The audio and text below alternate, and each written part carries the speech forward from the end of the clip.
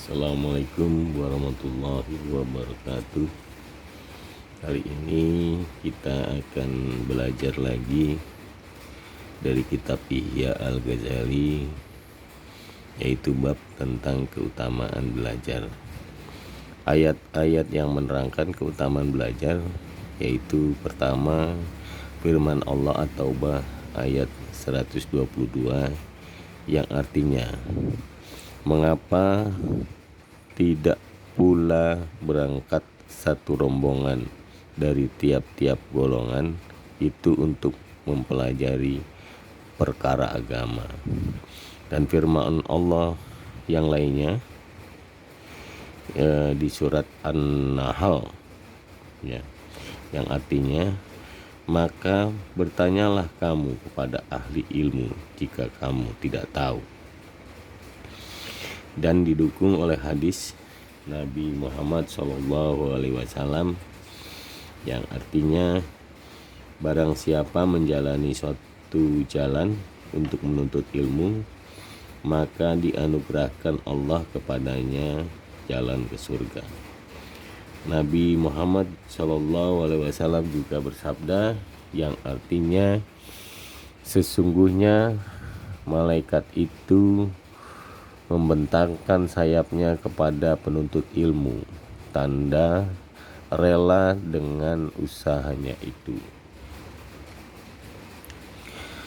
Nabi juga bersabda yang artinya bahwa sesungguhnya engkau berjalan pergi mempelajari suatu bab dari ilmu adalah lebih baik daripada engkau melakukan sholat 100 rakaat. Nabi juga bersabda yang artinya, suatu bab dari ilmu yang dipelajari seseorang adalah lebih baik baginya dari dunia dan isinya. Nabi juga bersabda yang artinya, tuntutlah ilmu walau ke negeri Cina sekalipun. Nabi juga selanjutnya bersabda yang artinya, menuntut ilmu itu wajib atas tiap-tiap muslim. Nabi juga bersabda yang artinya, ilmu itu adalah gudang-gudang, anak kuncinya pertanyaan. Dari itu bertanyalah, sesungguhnya diberi pahala pada bertanya itu 4 orang, yaitu penanya, yang berilmu, pendengar, dan yang suka kepada mereka, yang tiga tadi ya. Nabi juga bersabda yang artinya, tidak wajarlah bagi orang yang bodoh berdiam diri atas kebodohannya, dan tidak wajarlah bagi orang yang berilmu berdiam diri atas ilmunya. Dalam hadis yang diriwayatkan Abu Dzar radhiyallahu anhu berbunyi, menghadiri majelis orang berilmu lebih utama daripada menghadiri sholat 1000 rakaat, mengunjungi 1000 orang sakit, dan bertakziah 1000 jenazah. Lalu orang bertanya, wahai Rasulullah, dari membaca Al-Quran, maka menjawab Nabi SAW, adakah manfaat Al-Quran itu selain dengan ilmu? Bersabda Nabi SAW, barang siapa meninggalkan dunia sedang menuntut ilmu untuk menghidupkan Islam, maka antara dia dan nabi-nabi dalam surga sejauh 1 tingkat. Menurut Atsar, kata-kata sahabat Nabi dan pemuka-pemuka Islam, maka berkata Ibnu Abbas radhiyallahu anhu, aku telah menghinakan seorang penuntut ilmu, lalu aku memuliakan yang dituntutnya.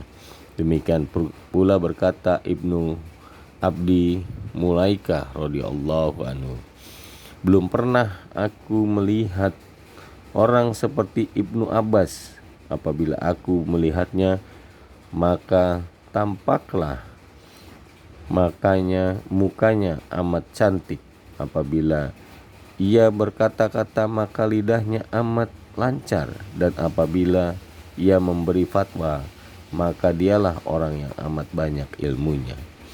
Berkata Ibnu Mubarak radhiyallahu anhu, Aku heran orang yang tidak menuntut ilmu, bagaimana ia mau membawa dirinya kepada kemuliaan. Berkata setengah hukama, sesungguhnya aku tidak belas kasihan kepada orang-orang seperti belas kasihanku kepada salah seorang dari dua orang yang menuntut ilmu dan tidak memahaminya, dan orang yang memahami ilmu dan tidak menuntutnya. Maka Abu Darda radhiyallahu anhu, lebih suka aku mempelajari satu masalah daripada mengerjakan sholat satu malam. Dan ditambahkan pula, orang yang berilmu dari orang yang menuntut ilmu berserikat pada kebajikan, dan manusia lain ialah bodoh, tidak ada kebajikan kepadanya. Dan katanya lagi, hendaklah engkau orang berilmu atau belajar atau mendengar ilmu, dan janganlah engkau orang keempat tak termasuk salah seorang dari yang tiga tadi, maka binasalah engkau. Berkata Atta, suatu majelis ilmu itu akan menutupkan dosa 70 majelis yang sia-sia. Berkata Umar radhiyallahu anhu, meninggalnya 1000 abid yang malamnya mengerjakan sholat dan siangnya berpuasa adalah lebih mudah daripada meninggalnya seorang alim yang mengetahui yang dihalalkan dan yang diharamkan Allah. Berkata Ibnu As-Syafi'i radhiyallahu anhu, menuntut ilmu adalah lebih utama daripada berbuat ibadah sunnah.